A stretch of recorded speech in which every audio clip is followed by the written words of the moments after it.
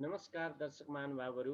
विगतका केही श्रृङ्खलादेखि हामी रोबर्ट टी कियोसाकीद्वारा लिखित रिच ड्याड पुअर ड्याडको नेपाली अनुवादको वाचन गरिरहेका छौँ। यस पुस्तकलाई दिलीप कुमार श्रेष्ठले नेपालीमा अनुवाद गर्नुभएको छ भने पाँच पोखरी प्रकाशन गृहद्वारा प्रकाशित भएको छ। आज हामी सातौँ भागमा वाचन गर्न लागिरहेका छौँ।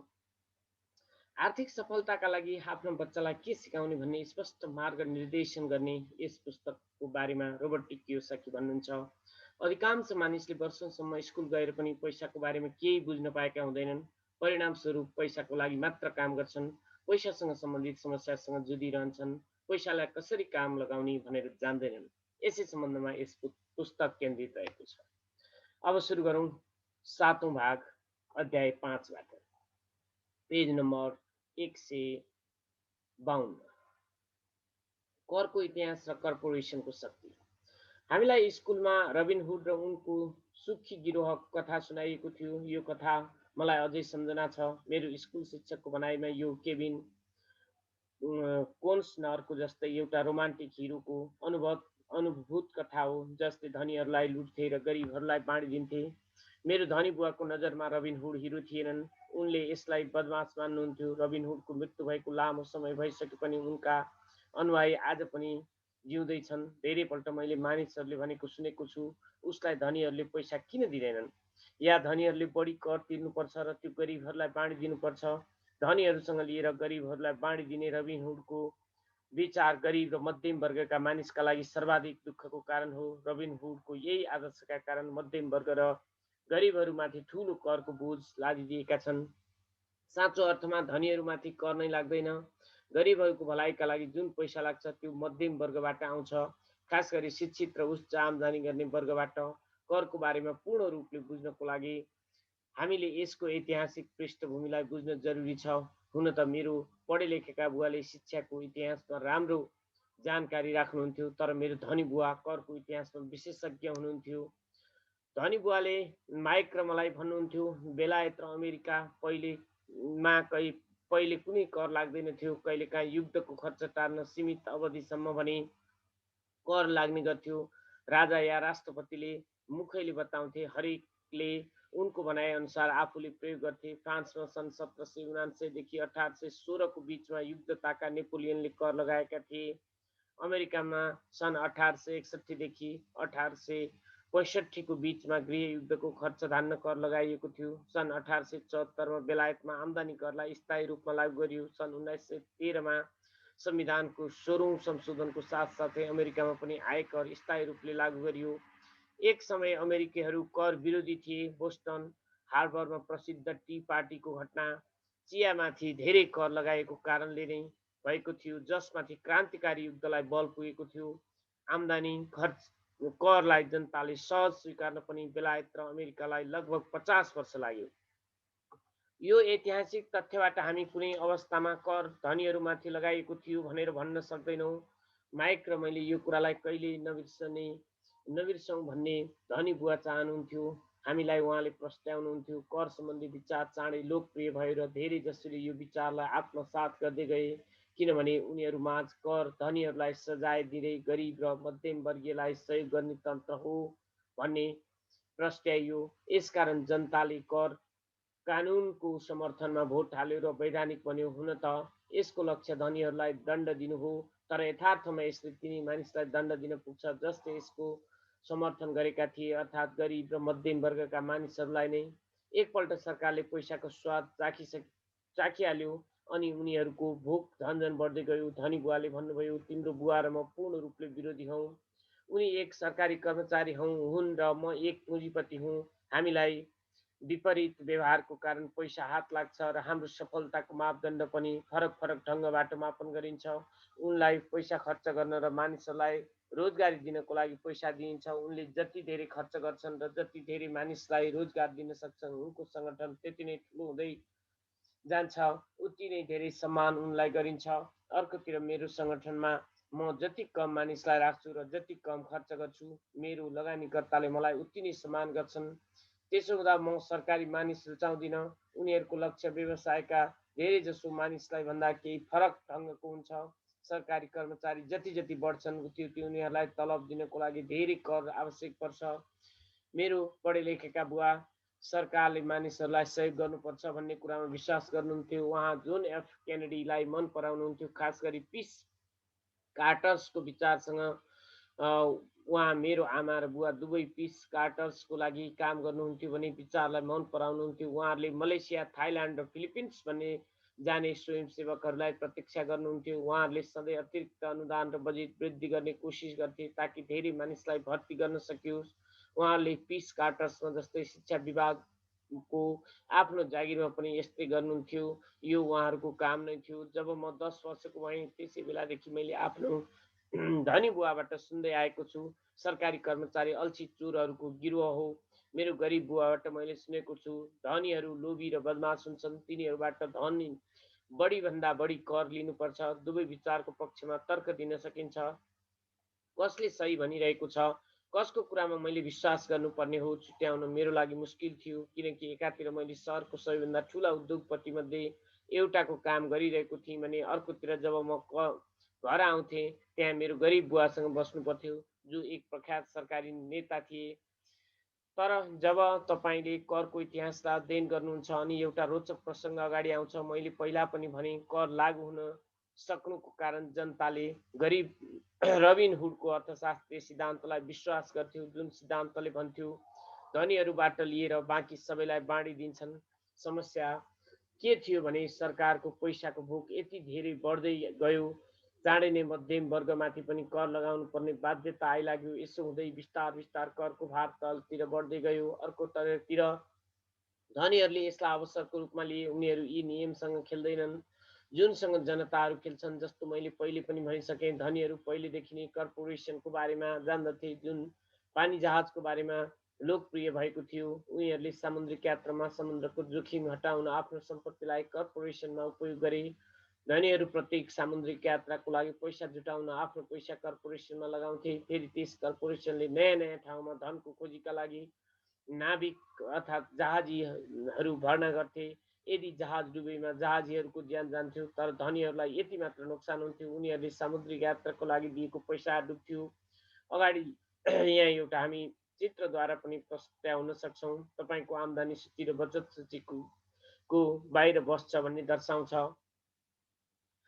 कर्पोरेसनको कानुन ढाँचाको शक्तिको ज्ञानले नै गरिबहरूलाई गरिब र मध्यम वर्गको तुलनामा निकै धेरै फाइदा दिन्छ। मलाई दुई बुवाले ज्ञान दिनुभएको थियो, जसमध्ये एक समाजवादी हुन्थे भने अर्का पुँजीवादी। पुँजीपतिमा पैसाको ज्ञान धेरै छ भने मैले चाँडै बुझेँ पैसाको अज्ञानको कारणले समाजवादीहरूले अन्त्यमा आफैलाई सजाय दिन्छन् भन्ने मलाई लाग्यो। धनीहरूबाट असुल भन्ने नारा लगाउने भिडले जति जोडले दबाब दिए पनि उनीहरूले सधैँ आफूले जित्ने बाटो खोजिरहेका हुन्छन्। यसै कारण अन्त्यमा कर मध्यम वर्गमाथि धनीहरूले बुद्धिजीवीहरूलाई आफ्नो बुद्धिले हराइदिए, किनभने उनीहरू पैसाको शक्ति जान्दथे। यस विषयलाई स्कुलमा पढाइँदैन। धनीहरूले बुद्धिजीवीहरूलाई कसरी हराए। एकपल्ट धनीहरूबाट असुलको कानुन पारित भयो। यसबाट सरकारी ढिकुटीमा पैसा आउन थाल्यो।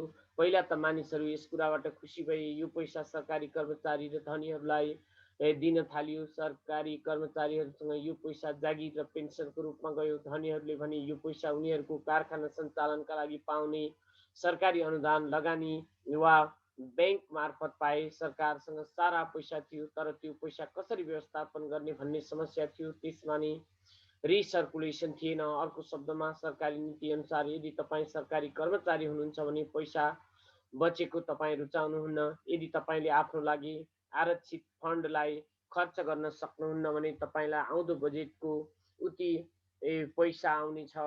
तपाईँलाई निश्चितै रूपमा योग्य पनि मानिँदैन। अर्कोतर्फ बिजनेसमा पैसा बचाउँदा तपाईँलाई पुरस्कार पाउनुहुनेछ र तपाईँलाई योग्य पनि मानिन्छ। जब बढ्दै गएको सरकारी खर्चको यो चक्र चलिरह्यो अनि पैसाको माग बढ्यो, धनीहरूबाट कर उसुलको विचारमा अब कम धनीहरूलाई पनि समावेश गरियो। यसरी सरकार यति तलसम्म आयो कि ती गरिब र मध्यम वर्गीय मानिस पनि करको घेरामा आउनु पर्यो, जसले यो विचारको समर्थनमा भोट दिएका थिए। सही पुँजीपतिहरूले बेच्ने तरिका खोज्नको लागि आफ्नो पैसाको ज्ञानको प्रयोग गरे। उनीहरू कर्पोरेसनको सुरक्षामा गई कर्पोरेसनले धनीहरूलाई सुरक्षा गर्छ, तर बहुसंख्यक मानिसहरूले कहिले पनि कर्पोरेसन बनाएका थिएनन्। उनीहरू कर्पोरेसन जस्तो सुरक्षित कवच अरू कुनै हुन सक्दैन भन्ने जान्दैनथे। कर्पोरेसन केवल एउटा फाइलको फोल्डर हो जसमा केही कानुनी कागजात टाँसिएका हुन्छन्, जुन राज्य सरकारको एजेन्सीमा दर्ता भएको कुनै वकिलको अफिसमा राखिएको हुन्छ। यो कुनै ठुलो बिल्डिङ हुँदैन जसको बाहिरी कर्पोरेसनको नाम लेखिएको हुन्छ। यो कुनै फ्याक्ट्री र मानिसहरूको समूह पनि होइन। कर्पोरेसन केवल एउटा कानुनी दस्तावेज हो जसले एउटा कानुनको शरीरको धारणा गर्छ, जसको कुनै आत्मा हुँदैन। उनीहरूको सम्पत्ति एकपल्ट पनि सुरक्षित भयो। एकपल्ट फेरि कर्पोरेसनको प्रयोग लोकप्रिय भयो। यो स्थायी आम्दानी करको कानुन विपरीत भइसकेपछि भयो, किनकि कर्पोरेसनको लागि आम्दानी करको दर व्यक्तिगत आम्दानी करको दरभन्दा कम थियो। यसको अलावा पहिला पनि मैले भनिसकेँ, कर्पोरेसनबाट केही खर्च कर तिर्नुपर्दा पहिले नै गर्न सकिन्छ। धनीहरू र गरिब बीचको यो लडाईँ सदियौँदेखि पहिलेदेखि चल्दै आएको छ। धनीहरूबाट असुल भन्ने नारा लगाउने जमात धेरै धनीहरूको विरोधमा छ। यो लडाईँ अनन्तकालसम्म चलि नै रहनेछ। समस्या के छ भने हार्नेहरूसँग ज्ञानको कमी छ। हरेक बिहान उठेर तयार हुँदै अफिसमा कडा परिश्रम गर्ने र त्यसको लागि कर तिर्ने मानिसहरू नै हार्नेवाला मानिसहरू हुन्। यदि उनीहरूले धनीहरूले कसरी पैसाको खेल खेल्छन् भन्ने जान्न सके भने उनीहरूले पनि यस खेललाई यसरी नै खेल्न सक्छन्। उनीहरू पनि स्वतन्त्र भई धनी बन्न सक्छन्। कसैले आफ्नो सन्तानलाई स्कुल जाऊ ताकि सुरक्षित जागिर पाउन सक भनेको सुन्नासाथ म तर्सन्छु। जुन कर्मचारीसँग पैसाको ज्ञान हुँदैन उनीहरू बच्न सक्दैनन्, चाहे जागिर जति नै सुरक्षित होस्।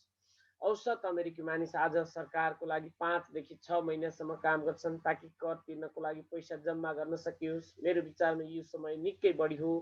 तपाईँ जति धेरै मिहिनेत गर्नुहुन्छ सरकारलाई उति नै धेरै कर तिर्नुपर्छ। यसकारण मेरो विचारमा धनीहरूबाट असुल भन्ने नारा तिनै मानिसहरूको लागि महँगो साबित हुन पुग्यो जसले यसको समर्थनमा भोट हालेका थिए। हरेकपल्ट मानिसहरू धनीहरूलाई सजाय दिने कोसिस गर्छन्। धनीहरू चुपचाप रहेर बस्दैनन्, बरु उनीहरूले फर्केर हमला गर्छन्। उनीहरूसँग पैसा, शक्ति र लक्ष्य हुन्छ जसको भरमा उनीहरू समस्यालाई अवसरमा बदल्न सक्छन्। चुपचाप सहेर स्वेच्छापूर्वक कर बुझाउँदैनन्। यस्तो बाटो पहिल्याउँछन् जसबाट कमभन्दा कम करको भार परोस्। यसको लागि उनीहरू बाठा र स्मार्ट वकिल तथा अकाउन्टेन्टको सेवा लिन्छन्।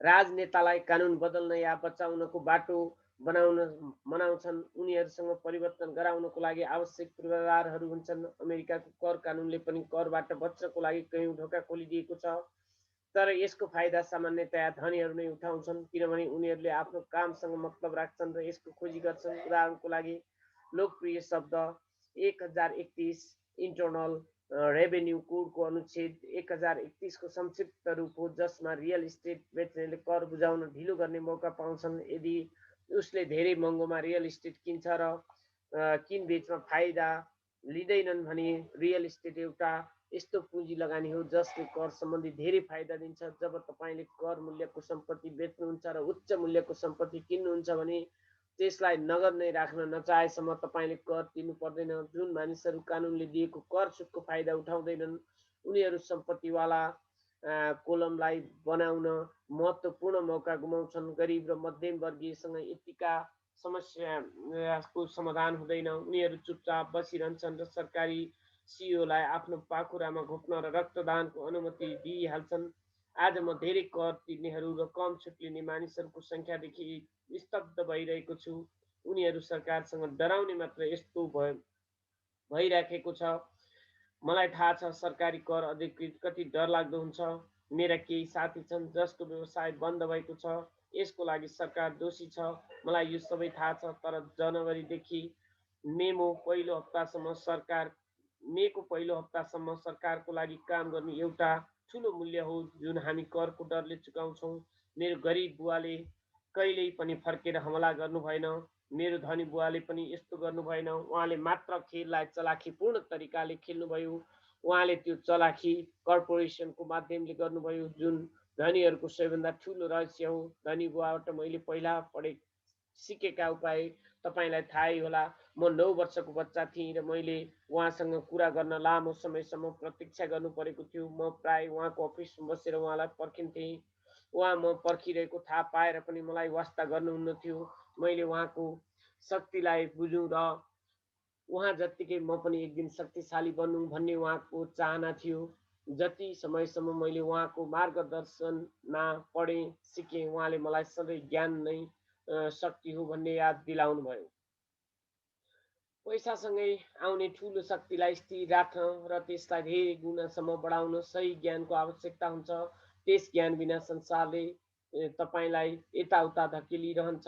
धनी बुवाले माइक र मलाई सधैँ सम्झाउने गर्नुहुन्थ्यो, सबैभन्दा डरलाग्दो मान्छे बोस वा सुपरभाइजर नभई बरु कर असुलकर्ता हुन्छ। यदि तपाईँले उसलाई मौका दिनुभयो भने कर उसले सधैँ तपाईँबाट बढीभन्दा बढी असुल गर्नेछ। पैसाले मेरो लागि काम गरोस् न कि म पैसाको लागि काम गरौँ।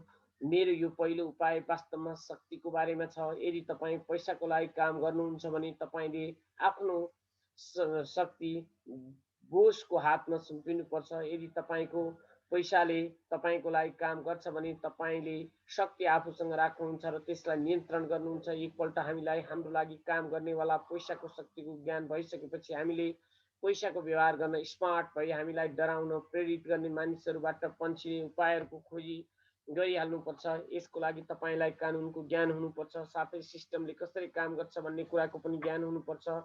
यदि तपाईँमा ज्ञान छैन भने तपाईँलाई सजिलै डर देखाउन सकिन्छ।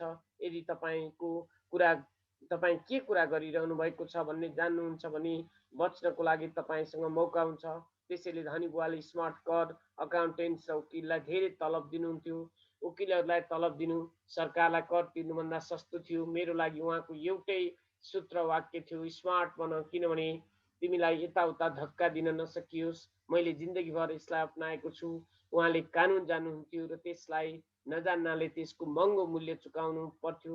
यदि तपाईँ सही हुनुहुन्छ र तपाईँले जान्नुभएको छ भने डटेर सबैको सामना गर्न सक्नुहुन्छ, चाहे तपाईँको द्वन्द रबिनहुड र त्यसको गिरोहसँग नै किन नहोस्। मेरा पढे लेखेका बुवा मैले कुनै राम्रो कर्पोरेसनमा जागिर खोजे हुन्थ्यो भनेर सधैँ जसो प्रोत्साहित गर्नुहुन्थ्यो। उहाँ मलाई कर्पोरेट सिडीमा चढ्दा प्राप्त हुने राम्रा कुराको बारेमा सुनाउनुहुन्थ्यो। कर्पोरेट नियुक्तिबाट प्राप्त हुने चेकमा पूर्ण रूपमा निर्भर रहँदा म जति बेला पनि दुहुन सकिने एउटा दुधालु गाई सम्मान हुन्छु भन्ने उहाँले बुझ्न सक्नुहुन्थ्यो। जब मैले धनी बुवालाई आफ्नो बुवाले दिएको सल्लाह बताएँ, उहाँ हाँस्न थाल्नुभयो। उहाँले यति मात्र भन्नुभयो, सिडीको मालिक नै किन नभन्ने। आफ्नो कर्पोरेसनको मालिक हुनुमा धनी बुवाको नियत के थियो मैले बाल्यकालमा बुझ्न सकेको थिइनँ। यो एउटा असम्भव र डरलाग्दो विचार थियो। हुन त म यस विचारबाट रोमाञ्चित थिएँ, तर कम उमेरमा भएकोले यस सम्भावनामाथि विचार गर्न सकिरहेको थिइनँ। मलाई लाग्दैन थियो कुनै दिन युवाहरूले मेरो कम्पनीमा काम गर्नेछन्।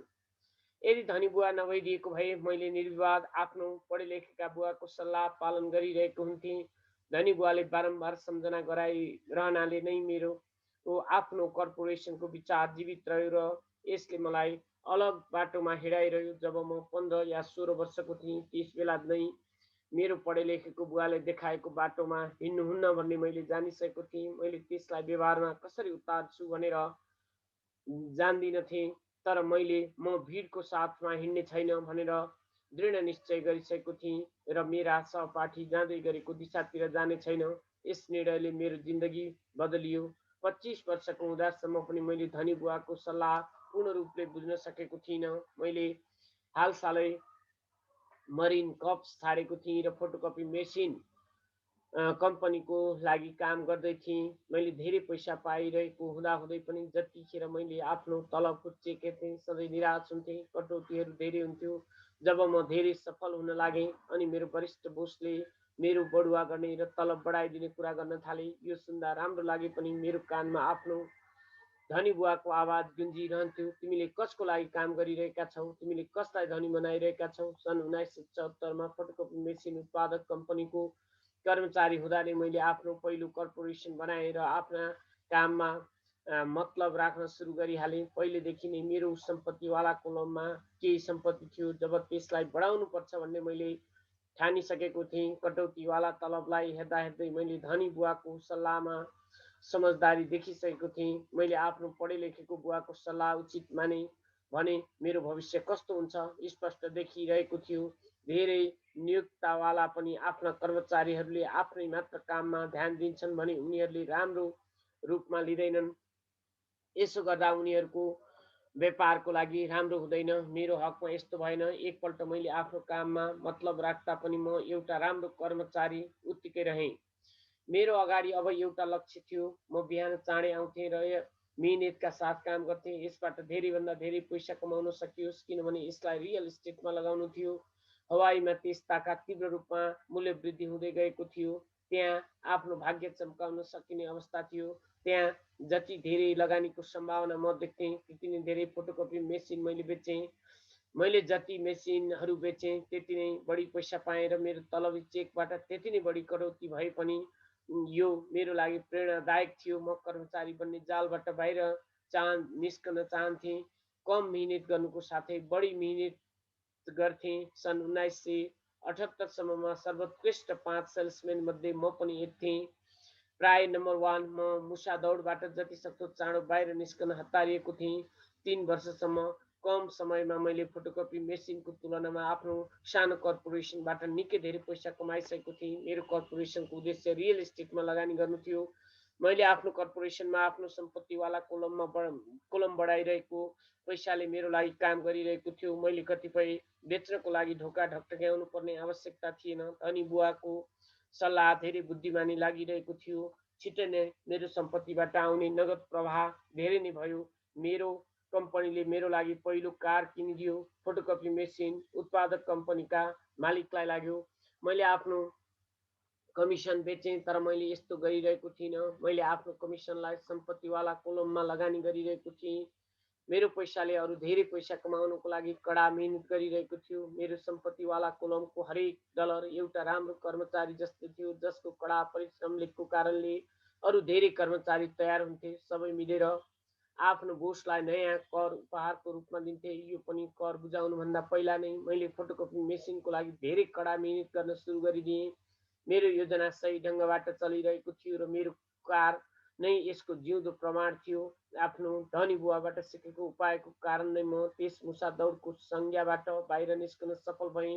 म कम उमेरमै एउटा नियोक्ता बनिसकेको थिएँ। यो पैसाको ज्ञानले नै सम्भव भएको थियो। यस वित्तीय ज्ञानलाई म लगानीको प्रमुख सूत्र भन्छु। बिना आर्थिक स्वतन्त्रताको मेरो बाटोमा धेरै नै समस्या आउन सक्थे होला।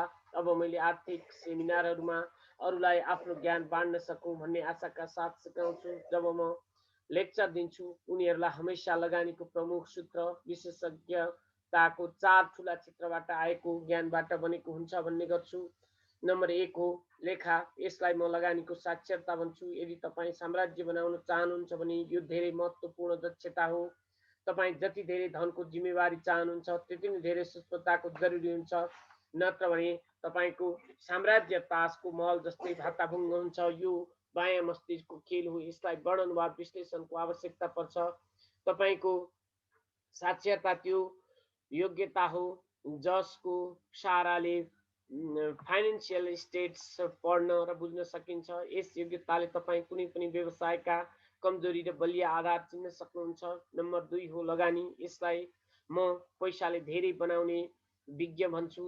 यसमा तरिका, रणनीति र सूत्रहरूको आवश्यकता हुन्छ। यो मस्तिष्कको दायाँ र रचनात्मक भाग हो। नम्बर 3 हो बजारको ज्ञान।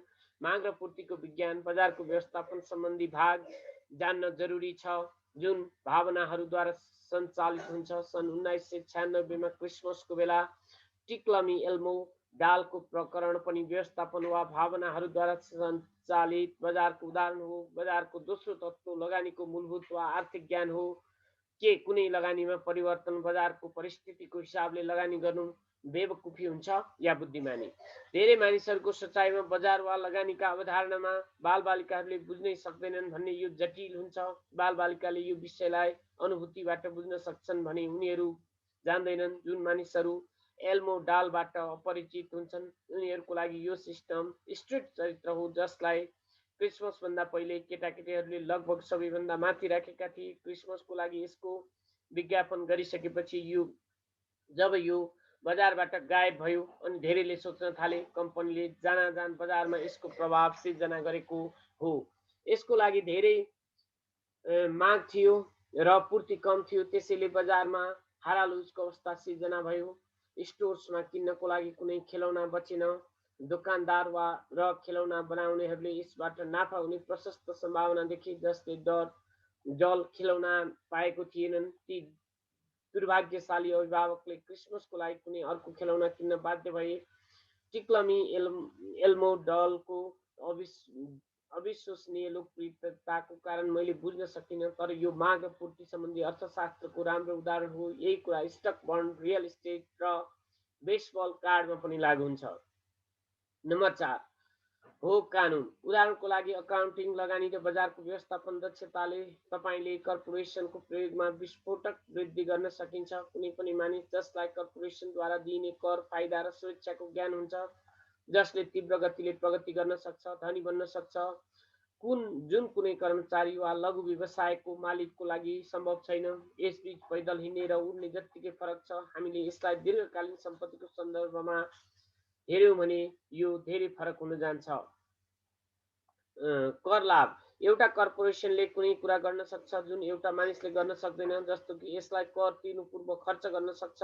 यो विशेषज्ञताको एउटा रोमाञ्चक क्षेत्र हो। जबसम्म तपाईँले व्यवसाय वा सम्पत्ति प्रशस्त हुँदैन, तपाईँ यसमा छिर्न आवश्यक छैन।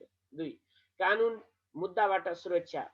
हामी एउटा कानुनी समाजमा बसिरहेका छौँ। हरेक मानिसले तपाईँबाट फाइदा लिन चाहन्छ। धनी मानिसहरू आफ्नो क्रेडिट कार्डबाट आफ्नो सम्पत्ति लुकाउन कर्पोरेसन र स्ट्रटहरूको सहारा लिन्छन्। जब कुनै मानिसले कुनै धनीमाथि मुद्दा हाल्छ अनि उसलाई थाहा हुन्छ धनी मानिस कानुन कवचले घेरिएको छ। त्यस्तै गरी अब फाइनान्सियल आइक्यू वास्तवमा विशेष कुशलता र गुणको मेल हो। म त यही भन्छु, यी माथि उल्लेखित 4 व्यवस्थापन दक्षताहरूको समन्वय हो जुन मूलभूत फाइनान्सियल ज्ञानको आधार हो। यदि तपाईँ प्रशस्त पैसा कमाउन चाहनुहुन्छ भने यी दक्षताको समन्वयले तपाईँमा फाइनान्सियल ज्ञान धेरै नै बढ्नेछ। संक्षेपमा, कर्पोरेसनको मालिक धनीहरू हुन्छन्, कर्पोरेसनमा काम गर्ने कर्मचारीहरू हुन्छन्। धनीहरू कमाउँछन्, खर्च गर्छन्, कर बुझाउँछन्। कर्मचारीहरू कमाउँछन्, कर बुझाउँछन्, खर्च गर्छन्। तपाईँको सम्पूर्ण फाइनान्सियल रणनीतिको लागि हामी तपाईँलाई सम्पत्तिको चारैतिर कर्पोरेसन रूपी कवचले ढाक्ने बढी सल्लाह दिन्छौँ। यसका साथै आजको हाम्रो 7औं भाग, 7औं श्रृङ्खला 170 पृष्ठमा आएर हामीले अन्त्य गरेका छौँ। यसको साथै हाम्रो अध्याय 5 सम्मको वाचन समाप्त भएको छ र हामी अर्को श्रृङ्खलामा अध्याय 6 बाट सुरु गर्नेछौँ। हवस् त, धन्यवाद।